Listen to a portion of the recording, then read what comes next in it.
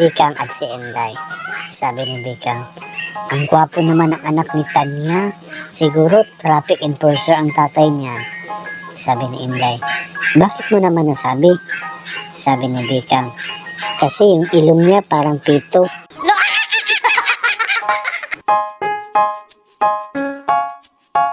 Sa party, nilapitan ng isang gwapong lalaki ang isang babaeng nakaupo sa isang tabi.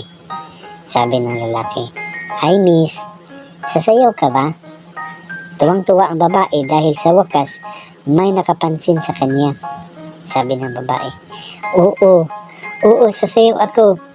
Sabi ng lalaki, "Ay salamat, paupo ako ha."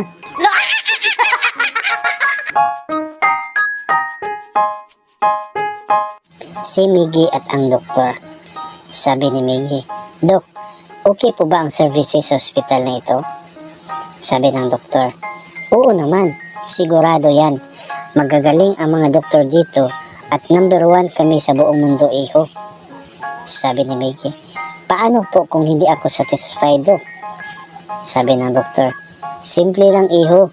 Ibabalik namin ang sakit mo. Ganun katindi ang services namin dito."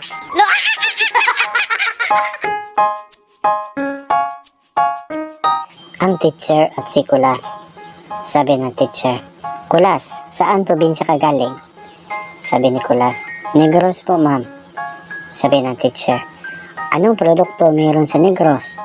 Sabi ni Kulas, "Hindi ko po alam, ma'am."